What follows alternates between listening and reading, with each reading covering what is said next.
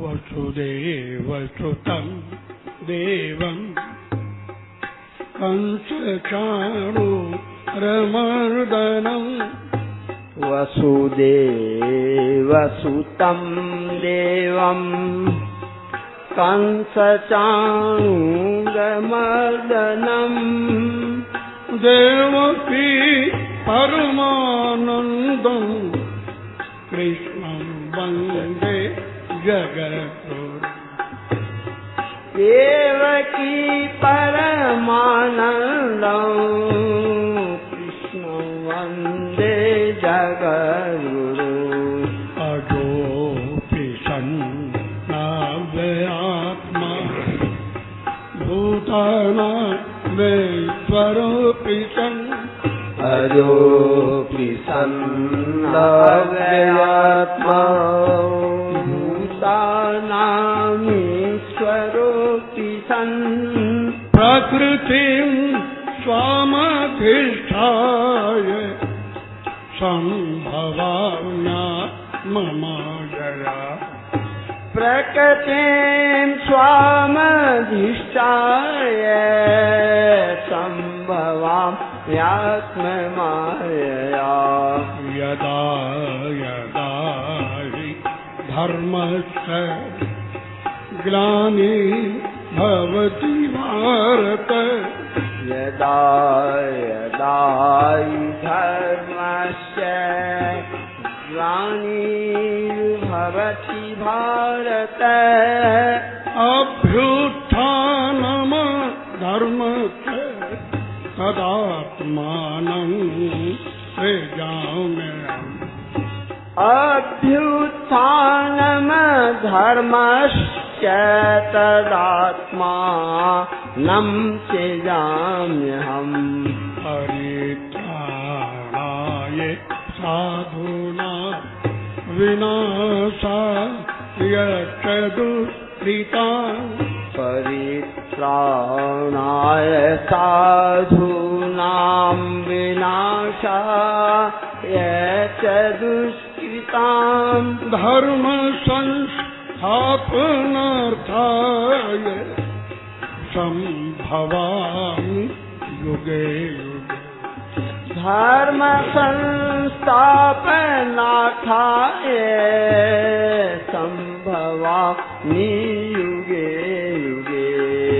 जन्म कर्म च मे दिव्य मेवं यो वेत्ति तत्त्वतः।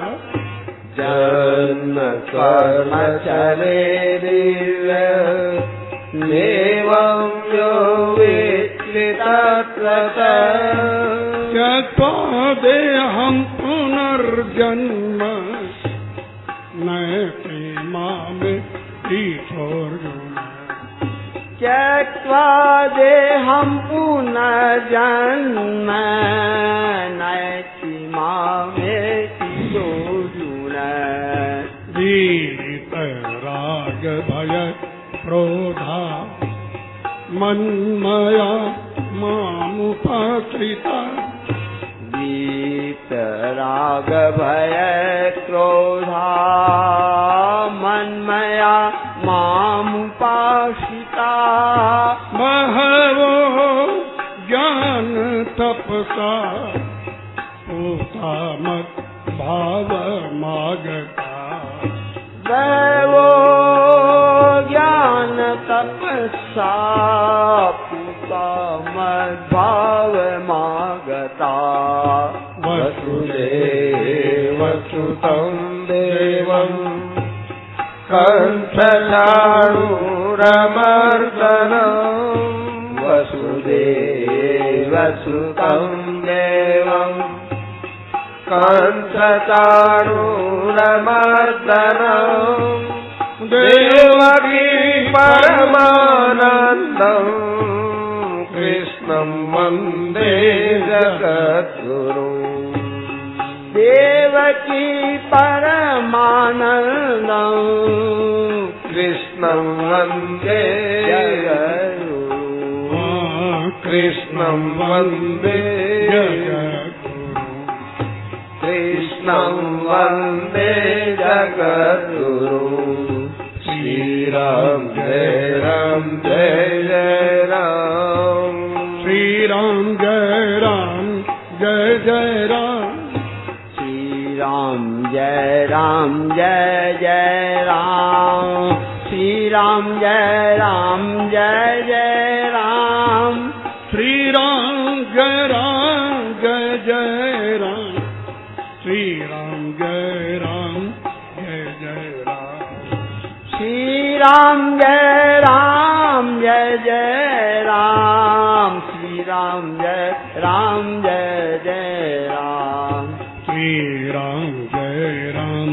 जय जय राम। श्री राम जय राम जय जय राम। श्री राम जय राम जय जय राम।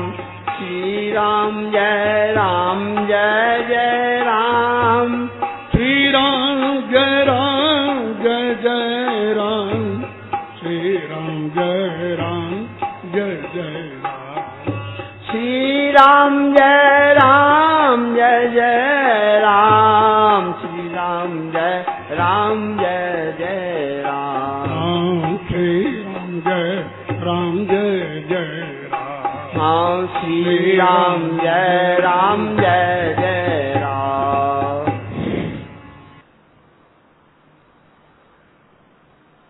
बड़े अच्छे अच्छे प्रश्नोत्तर हैं। भजन ध्यान सत्संग से और वैराग्यवान पुरुषों का संग करने से संसार के पदार्थों में दोष बुद्धि करने से तृष्णा का अभाव आप ही हो जावे। कितनी बात, एक तो भजन ध्यान, एक सत्संग, एक वैराग्यवान पुरुषों का संग, एक संसार के पदार्थों में दोष बुद्धि। परमात्मा में प्रेम कैसे होवे? मन में यह किसी प्रकार जचा लो कि भगवान से बढ़कर कोई नहीं है। चाहे भगवान भी आकर कह देवे तो भी उसकी परवाह मत करो कि इस विषय में हम आपकी बात नहीं मानेंगे, और जो कहेंगे सो मान लेंगे। ऐसा आप पक्का ध्यान में रखें तो भगवान खुद आपसे मिलने की इच्छा रखे। एक तो आलस्य बहुत आता है, एक विक्षेप होता है, माने एक बार कभी मन इधर गया कभी उधर गया, एक आलस्य। इन दोनों में कौन सी ठीक चीज है? कि दोनों ही खराब है। पर फिर भी आलस्य ये तो बहुत नीचे दर्जे की चीज है, विक्षेप उससे थोड़ा ठीक है। क्योंकि आलस्य तमोगुण बढ़ता है तब आता है, और विक्षेप रजोगुण बढ़ता है तब आता है। रजोगुण से तमोगुण ज्यादा नीचा है। देखो, हम जो आप लोगों को बातें सुनाते हैं, उन बातों को समझने की चेष्टा करो, थोड़ा बुद्धि पर जोर लगाओ। आप लोग आराम से समझने की चेष्टा करते हो, सुन लिया बस इतने में ही राजी हो जाते हो। थोड़ा बुद्धि को काम में ले।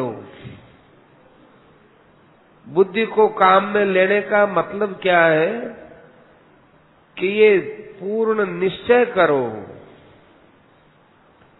कि हम लोग कहाँ जा रहे हैं।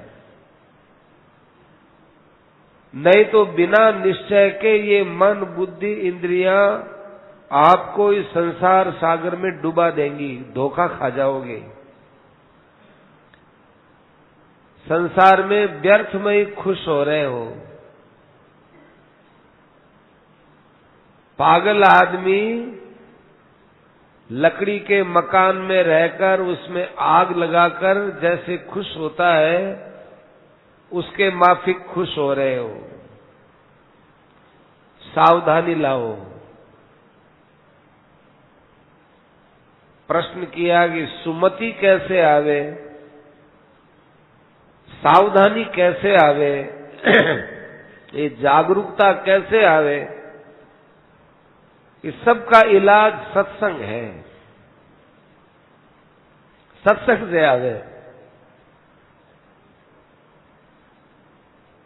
सत्संग में भी श्रद्धा कैसे होवे कि सत्संग में श्रद्धा, सत्संग में आप विशेष प्रवेश करके सुधारने की चेष्टा करो, तब सत्संग की महिमा समझ में आएगी।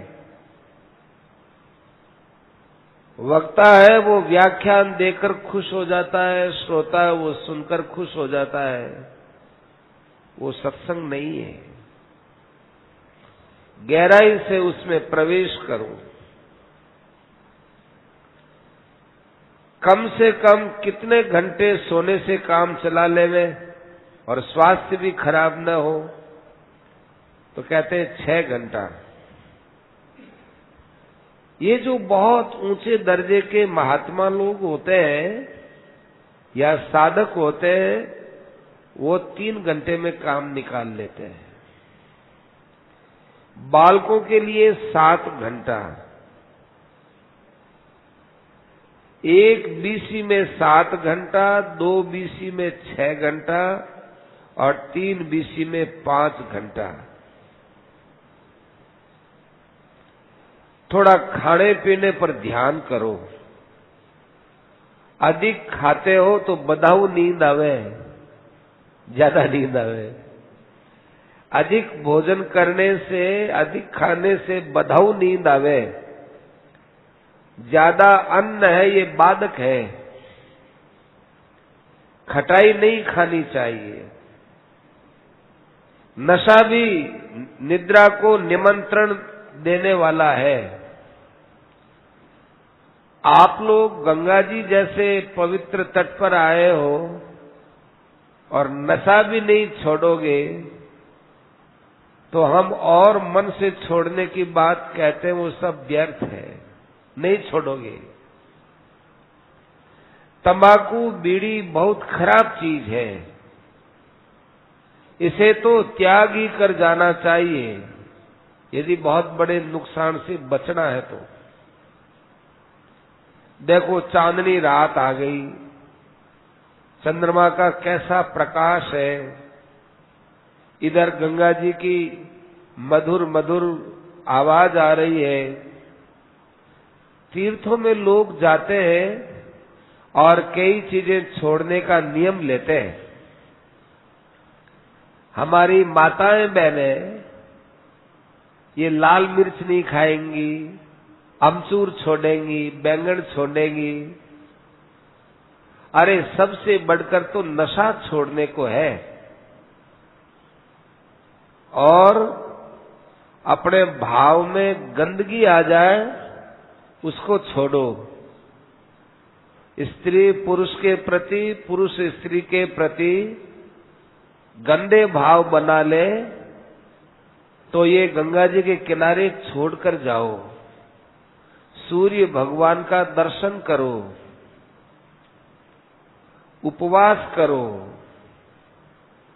ये गंगा जी हमारे मन के मैल को धोने के लिए है। तन का मैल धोवे ये तो सभी जानते हैं। मुसलमान भी गंगा जी में स्नान करता है तो वो साफ हो जाता है, पर मन के मैल को गंगा जी धोने वाली है, ये हम लोग श्रद्धा से जान पाते हैं। इसलिए अपने मन में दोष घटता हो, क्रोध आता हो, लोभ बढ़ता हो, तो इसको बहुत बड़ी भारी मन की गंदगी समझ करके छोड़ो। देखो भाई, संतों की बात है वो। जैसे किसी आदमी को, अब बता देते हैं, किसी आदमी को जोर से हाजत लगी हो तो वो सब काम छोड़ करके पेट की गंदगी को निकालने के लिए जावे उससे ज्यादा तत्परता मन की गंदगी को निकालने की आनी चाहिए।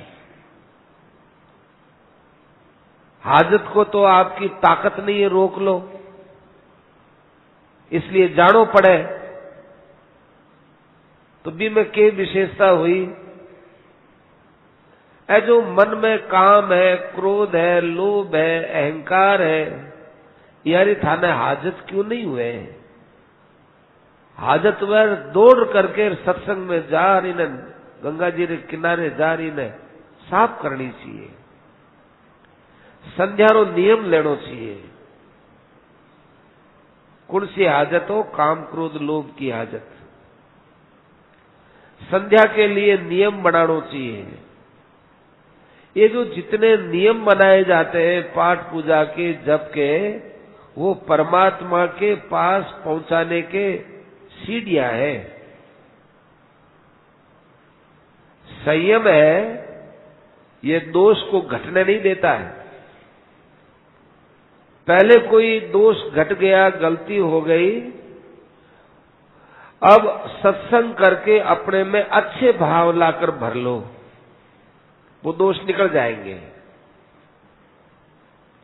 भोजन के समय, जप के समय बोलना नहीं चाहे।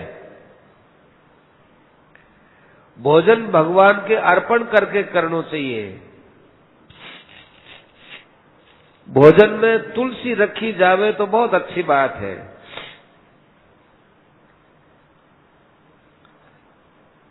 साधन भजन करना, सत्संग करना और विषयों की तरफ से इंद्रियों को हर प्रकार से हटाना, चाहे जबरदस्ती भी करनी पड़े, ये बहुत अच्छी चीज है। गंगा जी से हरिद्वार जाना है, हवा भी ठीक होनी चाहिए, पानी का बहाव भी ठीक होना चाहिए और चलानियां भी ठीक होना चाहिए। तीन चीजा मिले जना हरिद्वार जावे। ऐसे ही सत्संग रूपी तो वायु है, भजन ध्यान है, सात्विक वृत्ति है, वो प्रवाह है, प्रवाह। और संयम है, वो नौका है, आप बहुत जल्दी आराम से पहुंच जाओ।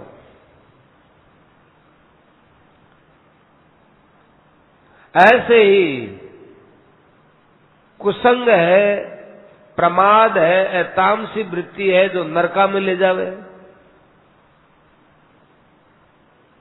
तो आपको तीन उपाय बताए, सत्संग बताया, भजन ध्यान बताया, संयम बताया, इनको लेकर के चलना चाहिए। परमात्मा दयालु है, न्यायकारी है, ये कैसे है? जो न्याय करेगा वो तो दयालु हृदय नहीं रखेगा, उस समय न्याय से चलना पड़ेगा। और जब दया हो गया तो वो न्याय कैसे करेगा? आप कहते हो परमात्मा दयालु भी है और न्यायकारी भी है, दो बात कैसे की? दोनों बात है। गंगा जी में नहाने से मुक्ति होवे वो न्याय है। भजन करे उसका कल्याण करे और भजन नहीं करे उसका कल्याण नहीं करे, ये न्याय है। भगवान के शरण हो जावे, जब भगवान अपराध की तरफ ध्यान ही नहीं देवे और जितो आदमी अपराध करे बितो दंड नहीं देवे, आ दयालुता है। देखो ऐसी बातें मिले नहीं है सुनने। बड़ा बड़ा विद्वान भी दयालु और न्यायकारी रो निर्णय नहीं कर सके। कितनी बढ़िया बात कही। भजन ध्यान करे भी को कल्याण करे, नहीं करे भी को कल्याण नहीं करे, वो न्याय है। अपराध की तरफ भगवान ध्यान नहीं देवे, शरण में आ जावे भी नहीं, और अपराध रो दंड भी पूरो नहीं देवे, वो दयालुता है। अंत काले च मामेव स्मरण मुक्त्वा कलेवरम। ओ भगवान री दयालुता है। यम यम वापि स्मरण भावम त्यजंतम कलेवरम। यम यम वापि स्मरण भावम त्यजत्यंते कलेवरम। तम तमे वैते कौन्तेय सदा तद्भाव भावित। ओ भगवान रो कानून है। कानून और दया दोनों भगवान री साथे चले। भगवान रे अठे एतराज नहीं है। आ मेथा ने बहुत उच्च कोटि की बात बताई है। सब कोई को स्मरण करो थे सब कोई ने प्राप्त कर ले हो। मन स्मरण करो थे मन प्राप्त कर ले हो। आ दयालुता ही तो है। भगवान सबरे साथे मिल गया। भगवान का किसी भी प्रकार से भजन करे उसका कल्याण होता है। ये भगवान की विशेष दया है। बड़ी उच्च कोटि की दया है। हमारे समझ में नहीं आती। भगवान जैसा कर्म करे वैसा फल देवे, ये कितना पवित्र न्याय है। भगवान अपना कानून भी ठीक तरह से बनाए, इसलिए उद्धार करते हैं। दया का भी पालन करते हैं, इसलिए पापी का भी कल्याण हो जाता है। भगवान और महात्मा हेतु रहित दया करने वाले होते हैं। भगवान को बुलाने की क्या चेष्टा करें, कैसे आवे भगवान। भगवान रोने से आवे, सब मिलकर रो। तो ऐसे तो रोनो आवे नहीं। आप कोई रोने री कथा सुनाओ, उत्तर देवे स्वामी जी कल कोई ऐसी कथा सुनाओ जिसमें सब रोवन लाग जावे। प्रश्न महात्माओं का प्रभाव जानने में कैसे आवे कि भगवान की दया से आवे। भगवान की दया तो है ही, ये मानो को नहीं। दया तो है लेकिन मानते नहीं हो। मान लो। कैसे माने? सत्संग से मानो, जप से मानो और ध्यान से मानो। महात्माओं की कैसे पहचाने कि ये बहुत कठिन काम है। भगवान को पहचानना सरल है, महात्माओं को पहचानना कठिन है। आप तो इतो ही पहचान कर लो कि जिसके आचरण से लक्षणों से भगवान की याद आ जाए वो महात्मा है। जैसे सिपाही को देखते ही गवर्नमेंट की याद आ जाती है, ऐसे ही जिसको देखने से भगवान की जागृति हो, बुराई के त्याग की भावना हो, वो महात्मा है।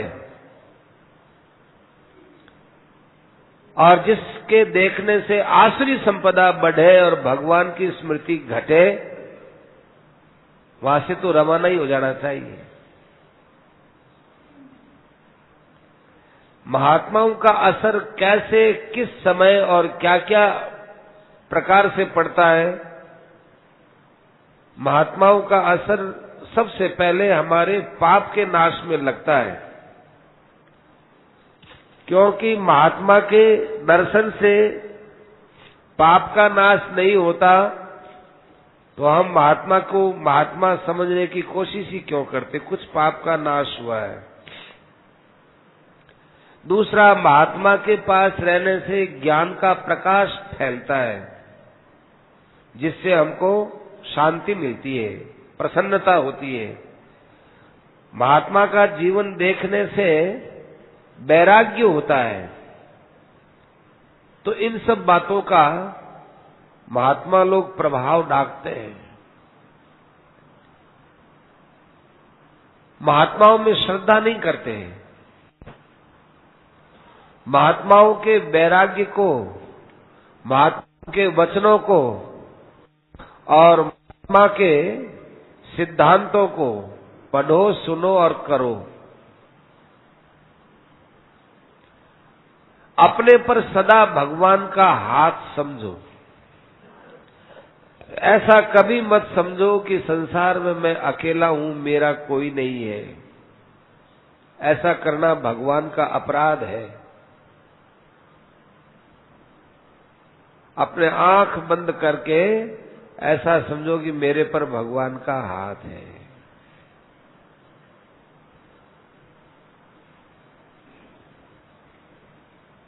भगवान बहुत प्यार से बोलते हैं, मेरे रहते तू क्यों चिंता करता है, मैं तेरे साथ हूं। तू मेरे लिए भजन साधन कर, मैं तेरे भजन साधन को बढ़ाने में तैयार हूं। ऐसा अपने पर भगवान का हाथ समझे। चटपटी थोड़ी आपकी चाहिए। भगवान के लिए चटपटी कैसे लगे कि जैसे जल के बिना मछली के लगती है, क्योंकि मछली का जल से प्रेम है। थाके मन में वो प्रेम नहीं है, जना छटपटी नहीं है। प्रेम किया हुआ है। रात दिन आप सोचो कि भगवान में प्रेम कया बढ़े। भगवान में प्रेम बढ़ना चाहिए, चाहे मारो धन कितनो ही लाग जाओ, चाहे मारे कितने ही दुख आ जाओ, चाहे दुख मारो गैल नहीं छोड़ो, तो भी प्रेम बढ़ने की भावना अंदर सु ज्यादा होनी चाहिए। आप जो बात बताते हो, ये बात कैसे दिमाग में रहे। कहा कि एक ब्रह्मचर्य का पालन करने से, एक सत्संग में रुचि होने से, और एक अपने परिवार में अच्छा बर्ताव करने से ये बातें अंदर बैठती है। देखो कैसी शांति है। ये शांति है, ये भगवान का निराकार स्वरूप है। लोग कहते हैं कि भगवान का निराकार भी कोई स्वरूप होता है क्या? ये शांति भगवान का निराकार स्वरूप है। सत्संग करने से ऐसी निराकार भगवान की शांति में हरदम आदमी डूब सके। सत्संग हर वक्त कैसे मिले? अपने जीवन में दूसरी बात करे ही नहीं, भगवान की चर्चा में ही रहे। कोई संसार की खुशी की और की बात करे तो बटू चुपचाप सिर कर रवाना हो जावे। मंगलनाथ जी महाराजा कोई भी संसार की चर्चा चालती उठ रवाना हो जाता। मौन बहुत ज्यादा दामी चीज है। आपस में बात करें, जरा भगवान की बात करें। एक रहस्य की बात बताओ। आदमी बोलनो छोड़े, बोलनो छोड़नो तो सहज है, पर बोलनो सुधारनो कठिन है। ऐसे ही व्यवहार ने छोड़नो सहज है, पर व्यवहार ने सुधारनो कठिन है। और व्यवहार ने सुधारे आ तपस्या है। बोलनो सुधारे आ तपस्या है। क्यों? कठिन चीज वे बात तपस्या होया करे। अब थाने में आ कहने वहां कि थे घर छोड़ दो, तो लागे थे घर छोड़ सको, पर थाने कहवा कि थे लोगों के साथ पक्षपात रहित होकर, राग द्वेष से रहित होकर, काम क्रोध से रहित होकर व्यवहार करो, तो थारे कठिनाई पैदा हो जावे। इस बात सिद्ध हुए कि व्यवहार सुधारनो ऊंची चीज है, बोलने रो सुधार करनो ऊंची चीज है। मौन ऊंची चीज नहीं है। यूं ऊंची चीज है, दामी है, पर सुधारनो, बोलने रो सुधारनो है। ओ मौन रे बाद भी काम आवे। ध्यान लगने का सरल उपाय 3 चीज, नाम का जप, सत्संग और संसार से वैराग्य। भगवान की दया का पात्र कैसे हुआ? भगवान की तो दया आपने बिना मांगे ही मिल रही है। थे भगवान की दया नहीं होती तो मारे पेट में जीवता किया। थारे भगवान की दया नहीं होती तो मारे शरीर में दूध बढ़तो किया। थारे भगवान की दया नहीं होती तो छोटो सो शरीर बड़ो होतो किया। भगवान की दया नहीं होती तो रोटी है, पानी है, इसमें आपरो शरीर चाले ने शरीर चालतो किया। भगवान की दया तो ठोर ठोर बरस रही है, जगह जगह विद्यमान है। अब समझो नहीं तो मैं क्या करा। जो दया ने माने है वो सुपात्र है, और जो भगवान की दया ने नहीं माने वो कुपात्र है।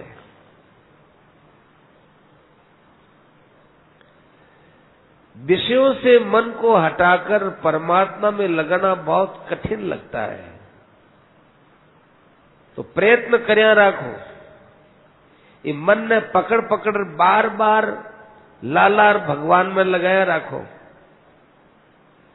छोटो टाबर है, बिन पढ़ाणो कितो दोरो रहे। ऐसे मन तो एक टाबर के समान है, इन्हें थे जबरदस्ती से पकड़ पकड़ लाओ और भगवान में लगाओ। क्या भजन में मन घबरा जावे कि मन रो कंठ पकड़ लो, उकताओ मत, अपने मत उकताओ। ए मजूर लोग काम करे, काम करते करते उगता हुआ घड़ा ही है, पर मन में समझाए कि आपने काम तो करनो पड़सी, नहीं तो सिंजा ने पीसा नहीं मिलेगा। तो मजूर करे ही है। युद्ध करने वालों मरने वास्ते बढ़ जावे, उगता भी जावे, लेकिन युद्ध करे ही है, लड़ाई करे ही है। ऐसे उगतानो नहीं चाहिए।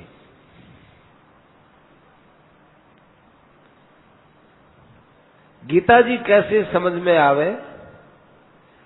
गीता जी ने अपने मन री बात समझ पढ़नो की मारी मन री बाता गीता जी में भगवान कहवे हैं।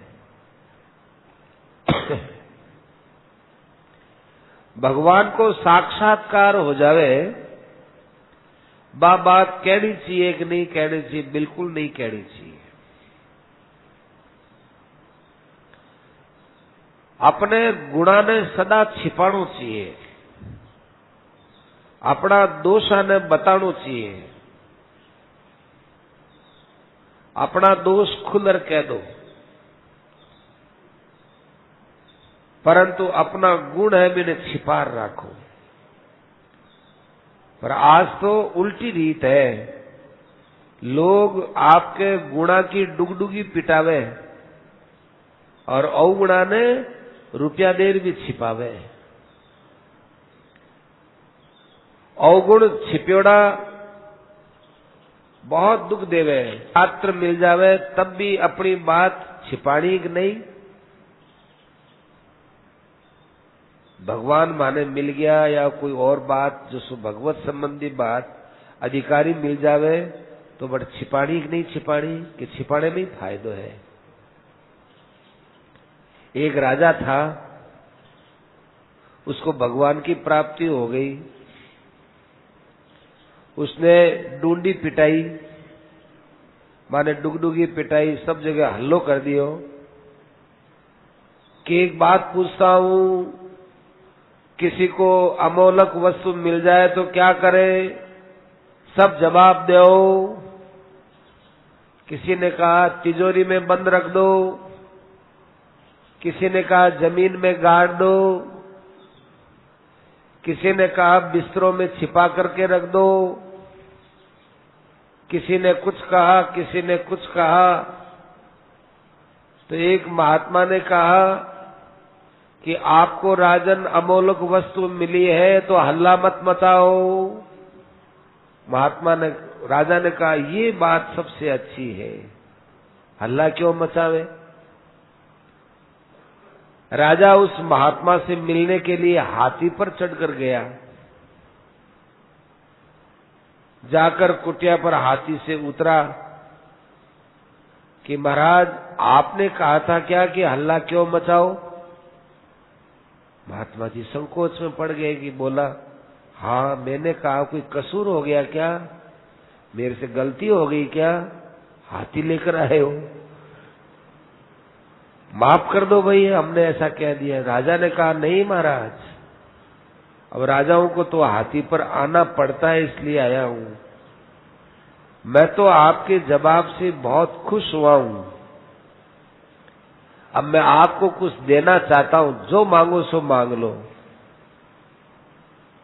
महात्मा जी ने कहा मुझे तो कोई जरूरत नहीं है मांगने की,